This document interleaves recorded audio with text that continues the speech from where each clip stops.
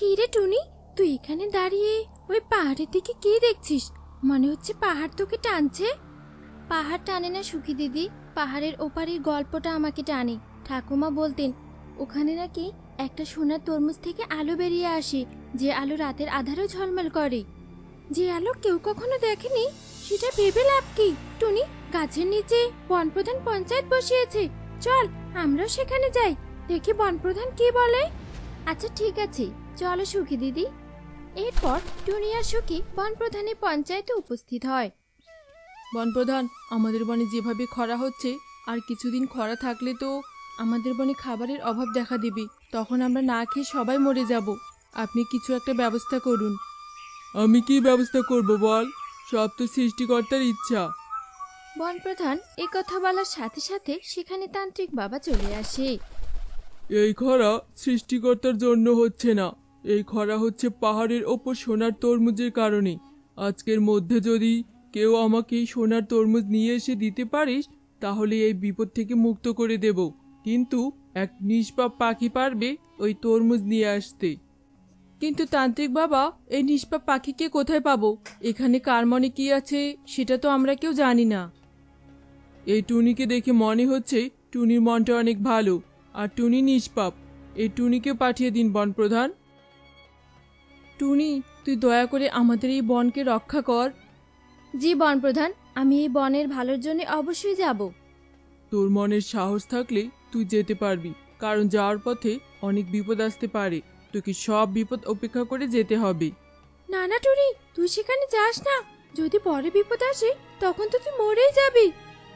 মরণ হলে হবে, তবুও আমি যাব সুখী দিদি, কারণ আমাদের বনে কোনো বিপদ আমি চাই না। হ্যাঁ টুনি, তুই একদম ঠিক বলেছিস। তুই এত দেরি না করে এক্ষুনি পাহাড়ের দিকে রওনা দে। এই নিয়ে জাদুর মালা, এই মালায় তোকে ওই পাহাড়ে যেতে সাহায্য করবে। এরপর টুনি পাহাড়ে যাওয়ার উদ্দেশ্যে রওনা দেয়, আর এইভাবেই সে উঠতে উঠতে একটি নদীর কাছে চলে যায়, যে নদীতে পানির পরিবর্তে শুধু ধোঁয়া উঠছিল। কি, এটা কেমন নদী?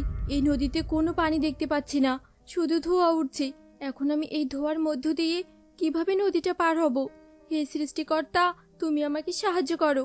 আমি বরং এখানে ধৈর্য ধরে কিছুক্ষণ অপেক্ষা করি, যদি ধোঁয়া পরিষ্কার হয়ে যায়। এসব বলে টুনি নদীর পাড়ে বসে ধোঁয়া পরিষ্কার হওয়ার জন্য অপেক্ষা করতে থাকে, আর এইভাবে সারা দিন কেটে সন্ধ্যা নেমে আসে, কিন্তু তবুও নদীর কোনো ধোঁয়া পরিষ্কার হয় না।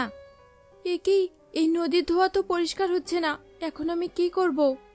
তখনই সেই পথ দিয়ে এক পরী উড়ে যাচ্ছিল। টুনির মুখে এমন কথা শুনে পরী তাড়াতাড়ি টুনির কাছে চলে আসে। কি পাখি, তুমি এই ধোঁয়া নদীর সামনে দাঁড়িয়ে আছো কেন?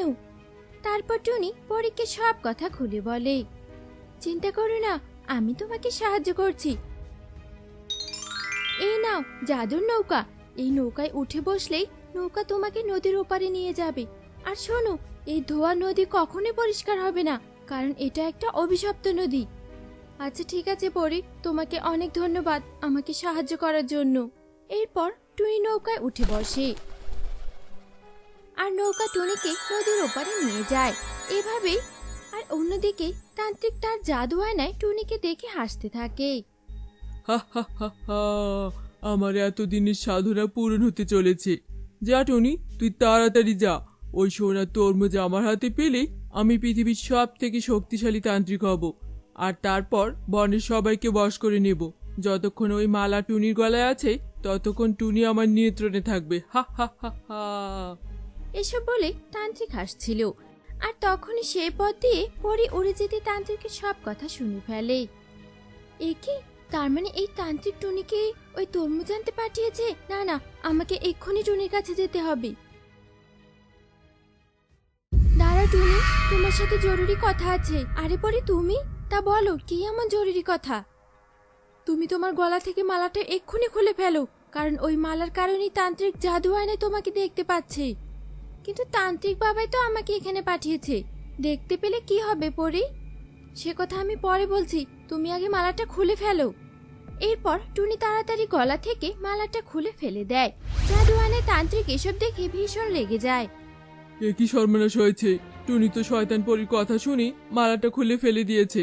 না, এক্ষুনি আমাকে এই টুনির সামনে যেতে হবে। আর পরীকে শিক্ষা দিতে হবে। ওর কত বড় সাহস আমার কাজে কিনা বাধা দিতে এসেছে। পরি, মালা তো খুলে ফেলেছি, এবার বলো কি হয়েছে? তারপর পরি তান্ত্রিকের সব কথা টুনিকে খুলে বলে, আর তখনই সেখানে তান্ত্রিক চলে আসে। একই টুনি, তুই আমার দেওয়া মালাটা খুলে ফেললি কেন? ওই মালা না পড়লে তো তুই পাহাড়ের চূড়ায় পৌঁছাতে পারবি না, কারণ ওই মালার ভেতরে আমি জাদু শক্তি দিয়েছিলাম যা তোকে পাহাড়ে যেতে সাহায্য করত। সব মিথ্যে কথা তান্ত্রিক, তুমি যে ওই মালা কেন দিয়েছো সেটা আমি জেনে গেছি। তোমার সাধনা পূরণের জন্য সোনা তরমুজ আনতে পাঠিয়েছো, সেই সাধনা আমি কখনোই পূরণ হতে দেব না।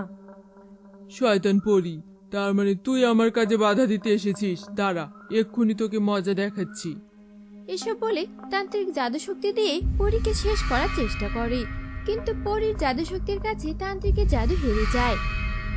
শয়তান তান্ত্রিক, তুই আমার সাথে কখনোই পারবি না।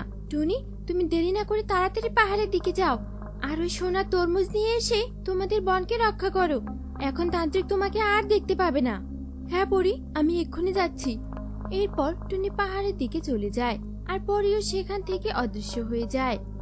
আমিও দেখবো টুনি ওই তরমুজ কি করে বনে নিয়ে যায়। যেভাবেই হোক টুনির কাছ থেকে ওই তরমুজ আমাকে কেড়ে নিতেই হবে। এসব বলে তান্ত্রিক অদৃশ্য হয়ে যায়, আর এদিকে টুনি উঠতে উঠতে শেষ পর্যন্ত পাহাড়ের উপরে চলে যায়। এই তো সে সোনার তরমুজ, যার জন্য এত বাধা বিপদ উপেক্ষা করে আমি এখানে আসলাম। এবার এই তরমুজকে নিয়ে যেতে পারলে আমাদের বনকে রক্ষা করতে পারবো। টুনি, তরমুজটা তোর হাত দিয়ে তুলে আমাকে দিয়ে দে বলছি, এতে তোর কিন্তু লাভ আছে। ওই তরমুজের স্পর্শ পেলেই তুই অনেক শক্তিশালী হয়ে যাবি, তখন তোর শক্তি দিয়ে তুই যা ইচ্ছা তাই করতে পারবি, বুঝেছিস? আমার কোনো শক্তির প্রয়োজন নেই তান্ত্রিক বাবা, আমি চাই বনের সবাই বিপদ থেকে মুক্ত হোক, তাই আমি বনের সবার জন্য এই তরমুজ নিয়ে যাব। তার মানে তুই আমার কোনো কথা শুনবি না? দাঁড়া, এক্ষুনি তোকে মজা দেখাচ্ছি। এসব বলে তান্ত্রিক তার জাদু শক্তি দিয়ে টুনিকে আঘাত করার চেষ্টা করে। একই টুনির শরীরে আমার শক্তি কোনো কাজ করছে না কেন? তোর মতো শয়তান তান্ত্রিকের জাদু শক্তি আমার জাদুর কাছে কিছুই না। আমি টুনিকে রক্ষা করেছি, কারণ টুনি এক নিষ্পাপ পাখি, আর এখন তোকে আমি তোর অন্যায়ের শাস্তি দেব। না না তরমুজ, আমাকে তুমি শাস্তি দিও না, আমার ভুল হয়েছে, আমাকে ক্ষমা করে দাও। তোকে ক্ষমা করলে তুই কখনো ভালো হবি না, তাই তোকে শাস্তি পেতেই হবে। এসব বলে তরমুজ তার জাদু শক্তি দিয়ে তান্ত্রিককে একটি ফুল বানিয়ে দেয়। এখন থেকে তুই এখানে সারা জীবন ফুল হয়ে থাকবি। টুনি, সত্যি তুমি অনেক ভালো। তোমার জন্য এই খারাপ তান্ত্রিককে শাস্তি দিতে পারলাম, আর আমাকে তোমার নিয়ে যেতে হবে না, কারণ আমি এখান থেকেই আমার আশেপাশে সব বনকে রক্ষা করি। কিন্তু তরমুজ, তাহলে আমাদের বনের বিপদ কি করে মুক্ত করব? আমি সেটা মুক্ত করে দেব, তবে আমার জন্য তোমাদের বনে খরা সৃষ্টি হয়নি। এটা তো সৃষ্টিকর্তার ইচ্ছা। তান্ত্রিক তো মিথ্যে বলে আমাকে কেড়ে নিতে চেয়েছিল। এই নাও এক বাটি জল, এই জল তোমাদের বনে ছিটিয়ে দিলেই খরা কেটে যাবে। আচ্ছা ঠিক আছে সোনার তরমুজ, তোমাকে অনেক ধন্যবাদ। এসব বলে টুনি তরমুজের দেওয়া জল নিয়ে বনে ফিরে আসে, এবং জলগুলো বনে ছিটিয়ে দেওয়ার সাথে সাথে বৃষ্টি শুরু হয়ে যায়। এই তো বনে বৃষ্টি শুরু হয়ে গেছে, এবার আমাদের বন খরামুক্ত হলো, কিন্তু টুনিকে তো দেখতে পাচ্ছি না। বনপ্রধান, এই তো আমি এসে গেছি। কিন্তু টুনি, পাহাড় থেকে ফিরে আসতে তোর এত দেরি হলো কেন? তারপর টুনি বনপ্রধানকে সব কথা খুলে বলে। ওই তান্ত্রিক তো দেখছি খুব খারাপ ছিল, তান্ত্রিকের কথা আমাদের বিশ্বাস করা ভুল হয়েছে। টুনি, তোকে অনেক ধন্যবাদ আমাদের বনকে মুক্ত করার জন্য। কাল সকালে তুই আমার বাড়িতে আসবি, আমি তোকে পুরস্কৃত করব। আচ্ছা ঠিক আছে বনপ্রধান। এসব বলে সবাই তাদের বাড়িতে চলে যায়, আর তখন থেকে সবাই সুখে শান্তিতে বসবাস করতে থাকে।